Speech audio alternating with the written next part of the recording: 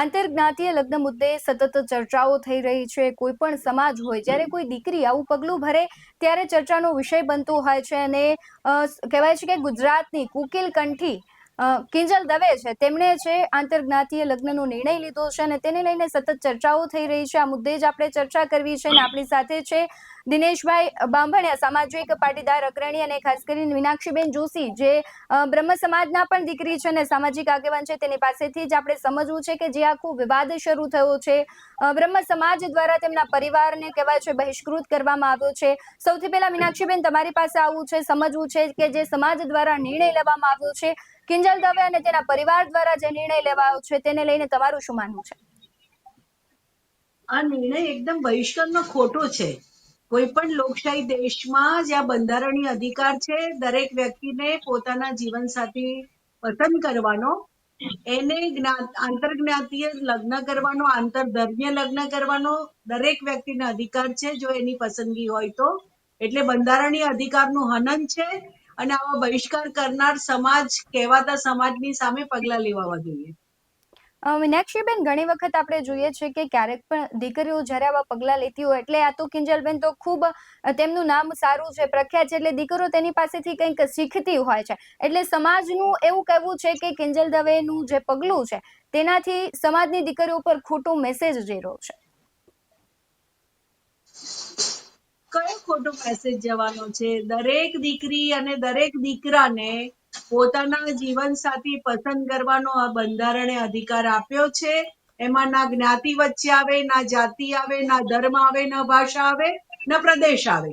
એટલે કોઈ ખોટા મેસેજની વાત નથી. લોકશાહીમાં આ મૂળભૂત અધિકાર છે. અને દીકરી વિશે જ કેમ સવાલ, દીકરા વિશે કેમ નહીં? એટલે દીકરીઓને પોતાના અધિકારનો જે ઉપયોગ કરવાની સ્વતંત્રતા છે એની ઉપર આક્રમણ છે. હું એને વખોડી કાઢું છું.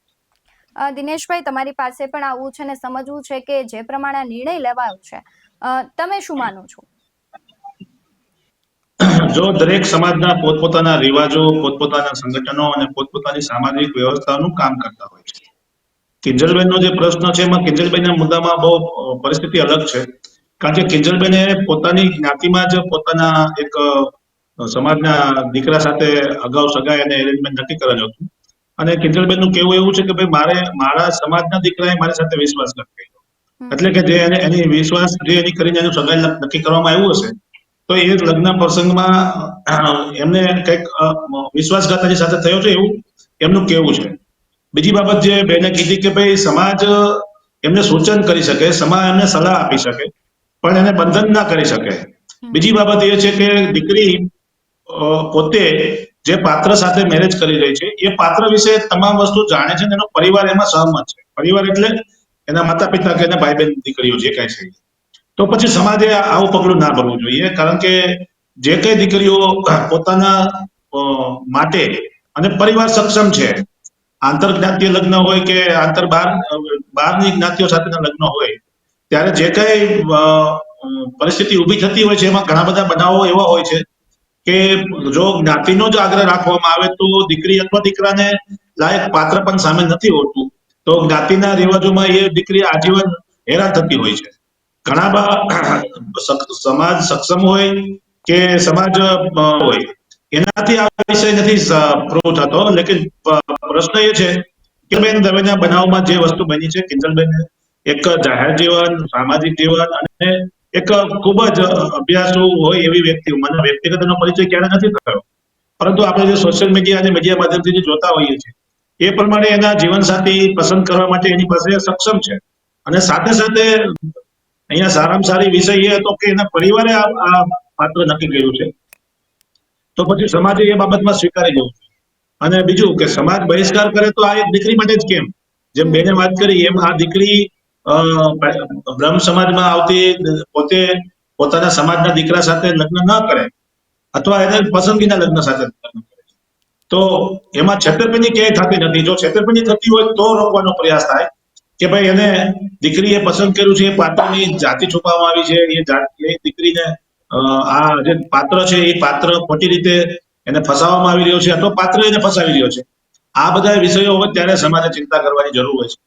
હું આપને જણાવીશ કે અમે પણ માંગણી કરી રહ્યા છીએ કે દીકરીના લગ્નનું નોંધણી એના ગામમાં થઈ દીકરીના માતા પિતાને કોઈ પણ પ્રકારના ખોટા બનાવો બનતા હોય, અત્યારે આપ સૌ જાણો છો કે ઘણા બધા દીકરાઓ દીકરીઓ સાથે અથવા દીકરીઓ દીકરાઓ સાથે છેતરપિંડીથી પોતાના લગ્ન કરતા હોય છે, પોતાની જાતિ છુપાવતા હોય છે, પોતાના શરીરમાં રહેલા રોગો છુપાવતા હોય છે, પોતાની મિલકતો ખોટી બતાવતા હોય છે, અથવા તો એવા ઘણા બધા બનાવો એવા બન્યા છે કે પોતાના લગ્ન પહેલા બીજા ચોથા હોય તો પહેલા લગ્ન છે, એવી રીતે એના બાળકો હોય છે, એ તમામ વસ્તુ છુપાવીને લોકો લગ્ન કરતા હોય છે. તો આવી છેતરપિંડી ન થવી જોઈએ, અને એ છેતરપિંડી થતી હોય તો એના પરિવારોએ અને સમાજે એને મદદ પણ કરવી જોઈએ. પરંતુ જે કિંજલબેનના વાતમાં વિષયમાં જે સમાજે નિર્ણય લીધો છે એ કદાચ ઉતાવળ ભર્યો છે એવું મારું માનવું છે. મીનાક્ષીબેન, એ પણ સમજવું છે, કારણ કે ગવર્મેન્ટ છે આંતરજાતીય લગ્નોને પ્રોત્સાહન આપે છે, બીજી તરફ સમાજ છે તે બહિષ્કારની વાત કરે છે, તો આ જે આખો વિરોધાભાસ ઉભો થયો છે તેને લઈને શું માનવું છે તમારું? એ જ વાત છે ને કે આપણે જ્યારથી આઝાદી મેળવી ત્યારથી શું સ્થાપિત કર્યું કે આ દેશના બધા જ નાગરિકો સ્વતંત્ર, સમાન અને બધા વચ્ચે બંધુતા. એટલે જો બધા સ્વતંત્ર હોય, બધા વચ્ચે સમાનતા હોય અને બધા વચ્ચે બંધુતા હોય, તો પછી આ પ્રશ્ન આવે છે જ કેમ? આ પ્રશ્નને એટલા માટે વધારે એ કરવામાં આવી રહ્યો છે કારણ કે કહેવાતા સમાજ કયો છે? મારી દ્રષ્ટિએ ભારતીય સમાજ સિવાય બીજો કોઈ સમાજ મારી દ્રષ્ટિએ નથી.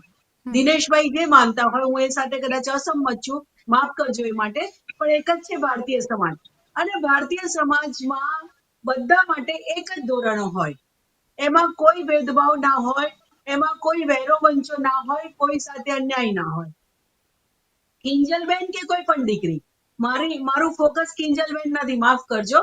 મારું ફોકસ એ છે કે દરેક દીકરીને, આ ભારતીય સમાજની દરેક દીકરીને અને દરેક દીકરાને પુખ્ત વયના હોય એને કારણે પોતાના જીવનસાથી પસંદ કરવાનો અધિકાર છે. એમના માતા પિતા મંજૂરી આપે કે ના આપે, એમનો પરિવાર મંજૂરી આપે કે ના આપે, એ પ્રશ્ન જ નથી, કારણ કે પુખ્ત વયના છે. જો મતનો અધિકાર માતા પિતાને પૂછીને નથી આપતી રાજ્યતંત્ર, તો પછી પોતાના જીવનસાથીને પસંદ કરવાનો જે અધિકાર છે એ ના માતા પિતાને પૂછવાની હોય, કે ના મંજૂરીની વાત હોય, કે ના સમાજની વાત હોય, કે ના પરિવારજનોની વાત હોય. દરેક પુખ્ત વયની વ્યક્તિ પોતાનું સારું નરસું વિચારી શકે છે, એટલે તો આપણે એમને પુખ્ત વયના કહીએ છીએ. એટલે દરેક દીકરા દીકરીને અધિકાર છે, અને એમાં સમાજને નામે જે લોકો અવરોધો ઉભા કરે છે એમની સામે કાયદાકીય પગલા લેવા જોઈએ, કારણ કે આપણે સ્વીકાર્યું છે કે આપણે આપણા ભારતીય સમાજમાં વધુ ને વધુ એકતા અને વધુ એ થઈ શકે એ માટે આવા પ્રકારના સંબંધોને રાજ્યતંત્ર પોતે પ્રોત્સાહન આપશે.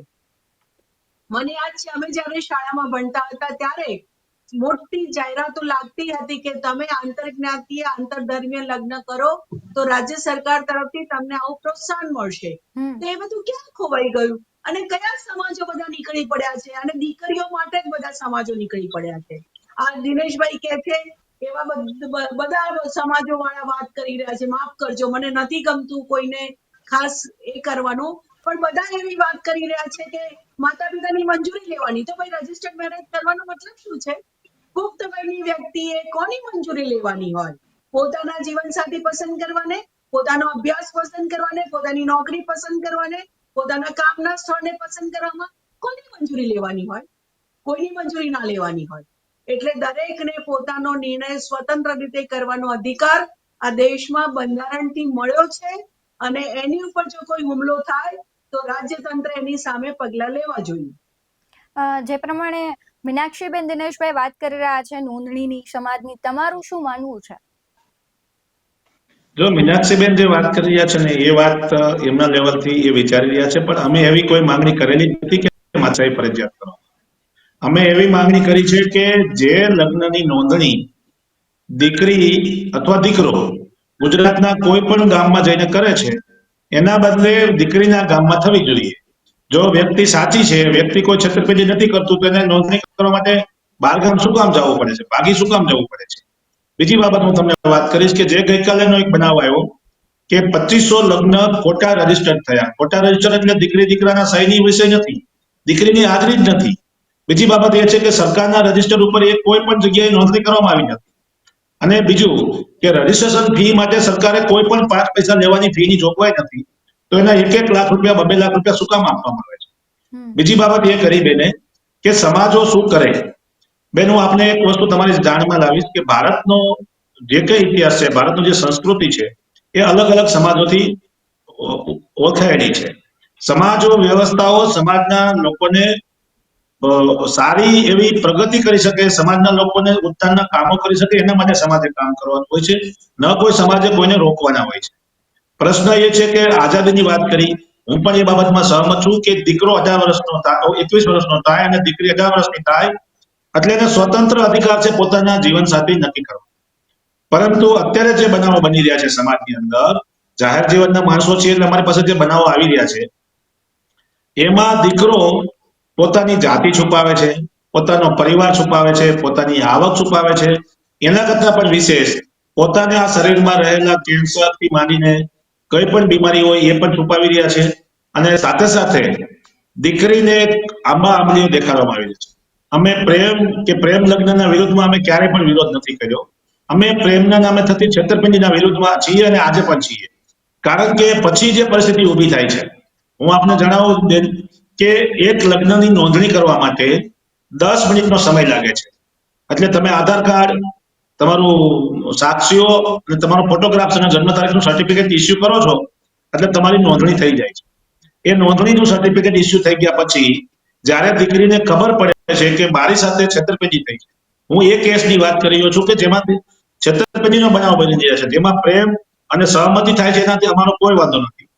એટલે ત્યારે એ દીકરીને પોતાના જીવન સાથીથી જુદું થવા માટે દરેક કોર્ટ કચેરીમાં 10 વર્ષ માટે એ સર્ટિફિકેટને રદ કરવા માટેનો સમય લાગે છે.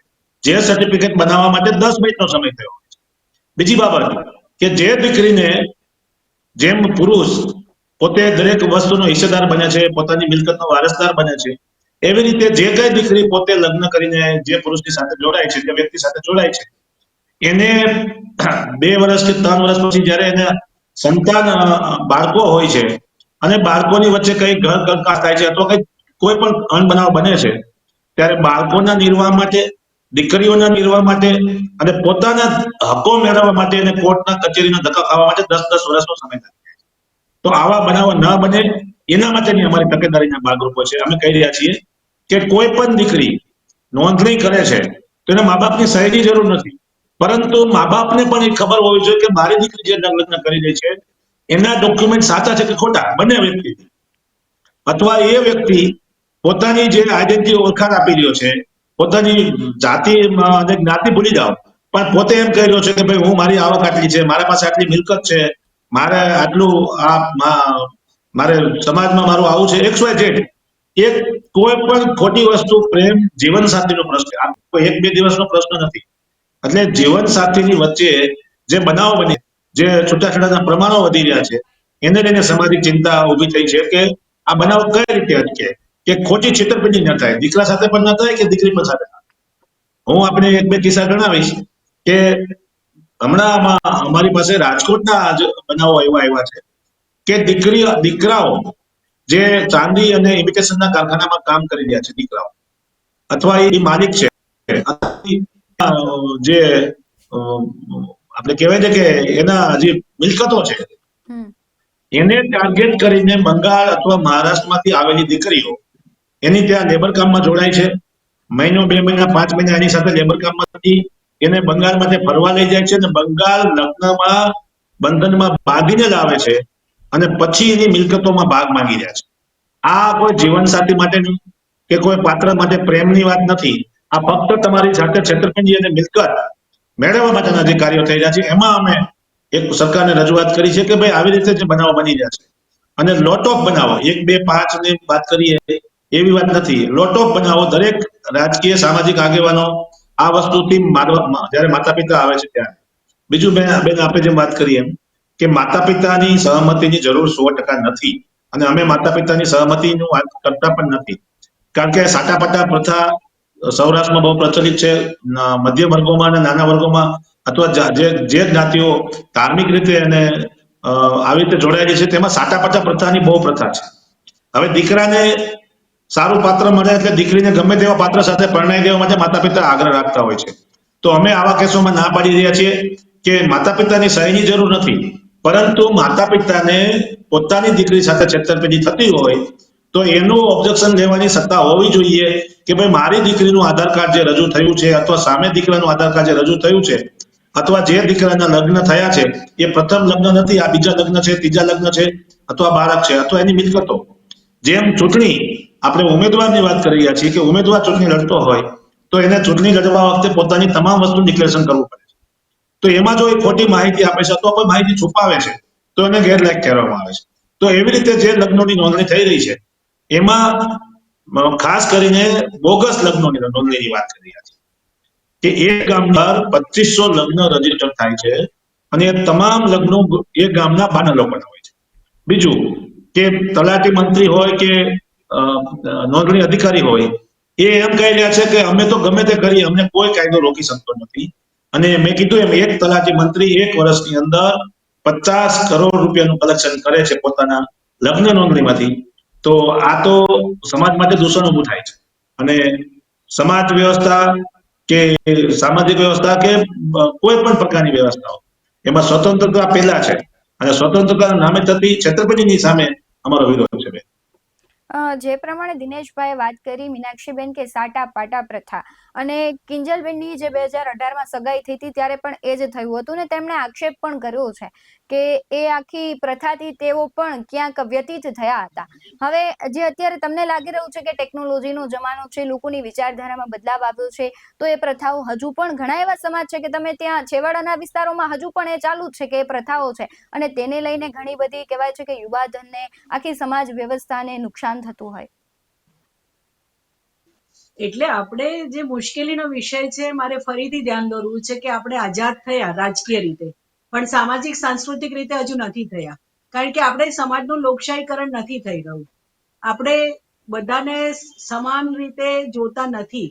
આપણે બધાની સ્વતંત્રતાનો આદર કરતા નથી. આપણે બધા વચ્ચે બંધુતા છે વાત માનતા નથી. આટલા વર્ષો પછી પણ આ ઊંચ નીચના ભેદ, આ ઊંચા કહેવાય ના નીચા કહેવાય વિરોધ કેમ છે? કારણ કે એમના સમાજની ધારણા પ્રમાણે એમના સમાજ કરતા કોઈ નીચા છે અને ભારતના સમાજમાં બધા જ જ્ઞાતિઓ ઉપર નીચે વાળી છે, કોઈ સમાન છે જ નહીં. મોટી મુશ્કેલી એ છે. અને જે પરિસ્થિતિ છે, આ સાટા પદ્ધતિ હોય કે બહુ જ બધા રિવાજો એવા છે જે ખરેખર ગેરકાયદેસર જાહેર થવા જોઈએ અને કરનાર સામે તાત્કાલિક પગલા લેવા જોઈએ. દિનેશભાઈ બધી ચિંતા કરે છે દીકરીઓની, હું સમજ છું કે છેતરપિંડી થાય છે. આ તલાટીએ 2500 લગ્ન, તો તલાટીને ફાંસીએ લટકાવો ને. કેમ નથી પકડતા તલાટીને? દીકરીઓને શા માટે એ માટે સજા કરવાની? તલાટીનો વાંક છે, તલાટીને પકડો. એ નથી થઈ રહ્યું, એને બદલે દીકરીઓ ઉપર કોઈને કોઈ રીતે બંધનની વાત છે. એ સારા શબ્દોમાં હોઈ શકે, એમની કલ્યાણની રીતે હોઈ શકે, એમની કાળજીના સંદર્ભ નામ દઈને હોઈ શકે, પણ દીકરીઓ ઉપર અંકુશ આપણે ચાલુ રાખવા માંગીએ છીએ. બધી અદ્યતન ટેકનોલોજી વાપરવી છે, બધી સગવડો વાપરવી છે, પણ સામાજિક રીતે આપણી માનસિકતા હજુ સામંતશાહી છે. અને મીનાક્ષીબેન, સંપૂર્ણપણે હા, સત્તામાં કોઈ પણ હોય, એ જ્ઞાતિની સમાજમાં આગેવાન હોય કે વડા હોય, એ બધાને કોઈને ઉપર અંકુશ રાખવો છે. આ લડાઈ મૂળ છે અંકુશની, વર્ચસ્વની, અને બધા અંકુશ જતો કરવા માંગતા નથી. જેટલા પ્રતિબંધો છે, જેટલા પ્રકારના એ છે, બધું બહેનો ઉપર છે અને બહેનોની કાળજી બહુ લેવા માંગે છે આપણો સમાજ. એટલે તો આટલા બધા બળાત્કારના કિસ્સા થાય છે. એટલે તો આપણે સ્ત્રી ગર્ભ હત્યામાં હાઈએસ્ટ છીએ. એટલે તો આપણી બહેનો 65% કુપોષણથી પીડાય છે. બહુ ચિંતા કરીએ છીએ આપણે બહેનોની, આપણે દીકરીઓની બહુ ચિંતા કરીએ છીએ. ગુજરાત મોડેલ છે, વાહ! આ કેવો મોડેલ છે? 65% બહેનો કુપોષણથી પીડાય છે. આટલા બધા બળાત્કારના કિસ્સા રોજ બને છે. આપણે શું કરી લઈએ છીએ? દીકરીઓ માટે શું કરી લીધું આપણે? આપણે બધા લોકો, કન્વિક્શન રેટ ગુજરાતમાં માત્ર 10% છે. બળાત્કારના કિસ્સાઓમાં બાળ લગ્નો કેટલા થાય છે? હમણાં આંકડા આવ્યા. હમણાં મહેસાણાની કહાની કેવી આવી? આ દીકરીઓ બધી પ્રેગ્નન્ટ છે એટલે કે બાળ લગ્નો થઈ રહ્યા છે. આ બધાને રોકવા આપણે કશું નથી કરવું, માત્ર દીકરીઓ ઉપર પ્રતિબંધ લાદવો છે. અને બધા સમાજોને એમ લાગે છે કે અમે અમારો અંકુશ બહેનો ઉપર છોડવા તૈયાર નથી, કારણ કે પિતૃસત્તાક માનસિકતા છે. લોકશાહી લાવી દીધી રાજકીય રીતે, બસ એકવાર મત આપી આવો પછી તમારે ચૂપ રહેવાનું. ગમે તેટલી વેદના હોય, પારુલબેન ઠક્કરે બહુ સરસ કવિતા લખી છે, તમને ભાગવતીબેન ખબર હશે. હા ગમે તેટલી વેદના હોય પણ તારે ચૂપ રહેવાનું, તારે બોલવાનું નહીં. અને એ પરિસ્થિતિ ગુજરાતમાં બહુ આદર્શ ગણાય. જો કોઈ બોલે તો તમે નકામા છો, તમે સમાજ વિરોધી છો, તમને શિસ્ત ગમતી નથી, તમે આવા પ્રકારના અવરોધો પેદા કરો છો. સમાજમાં બધું જાળવવા માટે છે, આ બધું જાળવવા માટે છે તો ક્યાં જળવાઈ રહ્યું છે? બધાનો વિનાશ થઈ રહ્યો, છૂટાછેડા કેટલા થઈ રહ્યા છે એ તો મને કહો. જે જે મા બાપ પસંદ કરીને, તપાસ કરીને, મોદાર ઇતિહાસો તપાસીને, કુંડળીઓ મેળવીને, મેડિકલ રિપોર્ટ હજુ આપણે ત્યાં મેળવાતા નથી, હજુ એવી કોઈ જોગવાઈ છે નહીં. રોગની વાત, એની વાત, પ્રોપર્ટીની વાત બધી કહી રહ્યા છો, પણ આપણા તપાસ કરાયેલા લગ્નોમાં કેટલા છૂટાછેડા થઈ રહ્યા છે? એ તો એવું તો કઈ છે ને કે છૂટાછેડા માત્ર પસંદગીના લગ્નમાં થઈ રહ્યા છે? હજારોની સંખ્યા, ફેમિલી કોર્ટમાં કેટલા કેસ ભરાવા છે, અમને રોજ સમાચાર મળે છે, રોજ બહેનો આવે છે. શું કરીએ? કેવી ટ્રેજેડી છે? નથી હું જતી, કારણ કે સમાજનું એવા પ્રકારનું દૂષણ, આપણે એવા પ્રકારના રોગનો ભોગ બન્યા છીએ કે જેની તરફ આપણે જોવા નથી માંગતા. પરંતુ આવા મુદ્દાઓ, વ્યક્તિની સ્વતંત્રતા ઉપર હુમલો કરવામાં આપણને બધાને બહુ રસ પડે, અને એટલે એનો ચર્ચા ચાલે, એનો વિવાદ ચાલે, અને એને લઈને બધા પોતપોતાની એમના પહેલા સાથીદાર કોણ હતા કે એમાં શું કામ પડવાનું? એમનું વ્યક્તિગત જીવન છે, મારે શું કામ એમાં વાત જ કરવાની હોય? I don't have any right to encroach her privacy. અને આપણે આ બધી ચર્ચાઓ કરી રહ્યા એમના અંગત જીવન વિશે, આપણને કોઈને અધિકાર નથી. Let her decide, it is her right to decide her way of life. આપણે બધા આટલું માની લઈએ, બહેનોને પોતાનો જીવન પસંદ કરવાનો, પોતાનો જીવનનો રસ્તો, જીવન સાથી, એ બધું જ પસંદ કરવાનો અધિકાર છે. દીકરા જેટલો જ દીકરીને છે, એ વાત માની લઈએ તો પછી આ બધી માથાકૂટો નહીં થાય. આ બધી ચર્ચાઓ કરવાને બદલે બહુ બધી ચર્ચાઓ કરવાની છે. આપણે કુપોષણની ચર્ચા કરવાની છે, બહેનોની નિરક્ષરતાની ચર્ચા કરવાની છે, આ બાળ લગ્નોની ચર્ચા કરવાની છે, દહેજની ચર્ચા કરવાની છે. એ કરવામાં વધારે સમય આપીએ, કોઈના વ્યક્તિગત જીવનમાં ખણખોદ કરવાને બદલે. ધન્યવાદ. મીનાક્ષીબેન, તમને એ પણ સવાલ પૂછવો છે કે જે પ્રમાણે અત્યારે પ્રશ્નો ઉઠ્યા, એ તો આખરે સામાજિક જે આખું માળખું છે ને, ખંડનને લઈને ઉઠ્યા છે કે ભાઈ સામાજિક માળખાનું ખંડન થઈ રહ્યું છે. મારો સવાલ પણ એ જ છે કે જ્યારે દીકરાઓ આવું કરે છે ત્યારે કેમ સમાજમાંથી અવાજ નથી ઉઠતો? કે કોઈની દીકરીને તમે લાવો છો ત્યારે કેમ આવા પ્રશ્નો નથી થતા? કેમ સમાજના આગેવાનો આગળ નથી આવતા? ના, પણ સામાજિક રીતે કોઈ ખંડન થઈ જ નથી રહ્યું, હું તો એ કહેવા માંગુ છું. એટલે હું એવું નથી ભારતીય કહેતી, સમાજ તૂટી બ્રહ્મ રહ્યો છે, સમાજના આગેવાનોનો એવો આક્ષેપ જ્ઞાતિના છે કે સમાજો મજબૂત થઈ રહ્યા છે, જ્ઞાતિની વોટ બેંકો મજબૂત થઈ રહી છે. આ જ્ઞાતિ સમાજોનું આટલું વર્ચસ્વ ગુજરાતમાં, કારણ કે ગુજરાતના રાજકીય ક્ષેત્ર પર એમનો પ્રભાવ છે, એ વોટ બેંકો બની ગઈ છે. એટલે સમાજ પોતાનું વર્ચસ્વ એ કરે, કારણ કે વોટ બેંક છે. કયો સમાજ? મેં ફરીથી હું કહું છું, ભારતીય સમાજ એક જ સમાજ છે. ભારતીય સમાજનું ખંડન થઈ રહ્યું છે, કારણ કે અંદરો અંદર ઝઘડા થઈ રહ્યા છે, એકબીજા પ્રત્યે દુશ્મનાવટ થઈ રહી છે, ભાતના પૂર્વગ્રહો લઈને ચાલીએ છે. ભારત મારો દેશ છે, મને ભારતીય હોવા વિશે ગર્વ છે, બધા ભારતીયો મારા ભાઈ બહેન છે, એ પ્રતિજ્ઞા આપણે ભૂલી ગયા છીએ. આપણે તો એકબીજાના દુશ્મન છે. મને તો મારા આના હોવાનો ગૌરવ છે, પણ ભારતીય હોવાનો ગૌરવ નથી. મને તો ગુજરાતી હોવાનો ગૌરવ છે, મને તો મરાઠી વાળા જોડે ઝઘડો છે, મને તો પેલા વાળા લોકો જોડે ઝઘડો છે, કારણ કે તો આવા છે, તેવા છે. એવું તો ચાલી રહ્યું છે ને ભગવતીબેન, એની તો ચિંતા છે. ભારતીય સમાજ ખંડિત થઈ રહ્યો છે, જ્ઞાતિના સમાજો મજબૂત થઈ રહ્યા છે, કારણ કે વોટ બેંકો બની ગયા છે. રાજકીય ક્ષેત્રો પર એમનો પ્રભાવ છે, અને પ્રભાવને રાજ્ય પોતે પ્રોત્સાહિત કરી રહ્યું છે. સૌથી અફસોસની વાત તો એ છે કે રાજ્ય પોતે પ્રોત્સાહિત કરી રહ્યું છે, જે લોકશાહીમાં બિન લોકશાહી પ્રવૃત્તિ છે. આપણે બધા નાગરિકો સાથે મળીને આ વલણોની સામે અવાજ નહીં ઉઠાવીએ તો બહુ મુશ્કેલી થશે. કાલે આપણે આ ચર્ચા પણ નહીં કરી શકીએ. તમારી ચેનલ આગળ કોઈ દેખાવો કરવા આવશે કે તમે આ ચર્ચા બંધ કરી દો, તમને ચર્ચા કરવાનો અધિકાર નથી, તમારી સ્વતંત્રતા નથી મીડિયાની. અને એવું બનેલું છે. હું ઘણી ચેનલોમાં ચર્ચામાં ગયેલી છું, કેટલા એવા સેન્સિટિવ મુદ્દા છે કે જ્યાં આવીને લોકો ધમાલ કરે, ટોળું એને એ કરી કાઢે. તો આપણને ટોળાશાહી જોઈએ છે કે લોકશાહી વ્યવસ્થા જોઈએ છે, જ્યાં સ્વતંત્રતા, સમાનતા, બંધુતાને આધારે દરેક નિર્ણયની પરખ કરવામાં આવે, અને એ નિર્ણય મને અયોગ્ય લાગી શકે વ્યક્તિગત રીતે, પણ એનો વિરોધ કરવાનો મને અધિકાર નથી જો એ સમાજને કોઈ નુકસાન ન કરતો હોય તો. ભારતીય સમાજને, જે ભારતીય સમાજનું ધારાધોરણ છે, બંધારણે જે આપણને ઘડી આપ્યું છે, જે આઝાદી લડતની સંઘર્ષમાંથી આવેલું છે, આમાંથી ટપકેલું નથી. ભારતની સમાજ સુધારણાની ચળવળમાંથી પણ એ વસ્તુ આવેલી છે. રાજા રામમોહન રાયને જો બ્રિટિશ એજન્ટ કહેતા હોય મધ્યપ્રદેશના મંત્રી, તો પછી એવા મંત્રીઓથી આપણો દેશ ચાલી રહ્યો છે. રાજા રામમોહન રાયને ઈશ્વરચંદ્ર વિદ્યાસાગર જે સમાજ સુધારણા માટે ધર્મગુરુઓ સામે લડ્યા, જે ધર્મગુરુઓ એમની સામે હતા, એમણે કહ્યું કે નહીં, આ બહેનોનું સામાજિક સન્માન સૌથી અગત્યનો મુદ્દો, અને કોઈ બહેનો પર અત્યાચાર કરવાનો અધિકાર કોઈ ધર્મને નથી. એટલે મહેરબાની કરીને આપણે ભૂલીએ નહીં, આપણા દેશની સમાજ સુધારણાની ચળવળ, આપણા દેશની આઝાદી ચળવળ, એને ખભે ચડીને આપણે 2025માં ઉભા છીએ એ વાત ભૂલવી ના જોઈએ.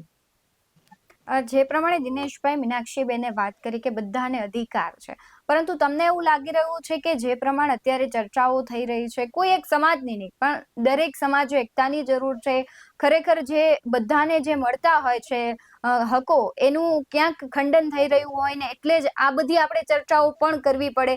કારણ કે કોઈ પણ સમાજની દીકરી હોય કે ન માત્ર કિંજલ દવે, કોઈ પણ દીકરી જાય ત્યારે સમાજ જ હોય છે કે તે પરિવારને ક્યાંક નીચું કહેવાય છે કે એવા મેણા ટૂણા મારતા હોય છે અને કહેતા હોય છે કે તમારી દીકરી ગઈ છે, ને લઈને સમાજ અને અમારા પરિવારનું ક્યાંક છે નીચું જોવું પડે છે. એટલે એવું પણ તમને લાગે છે કે સમાજ પણ ક્યાંક જવાબદાર છે, કે પછી તમને એવું લાગે છે કે દીકરીઓની જે ઉંમર છે 21 વર્ષની હોય કે 18 વર્ષની હોય, દીકરીમાં ઘણી વખત આપણે જોઈએ કે પરિપક્વતા નથી હોતી, તેને લઈને આવા કિસ્સાઓ વધે છે?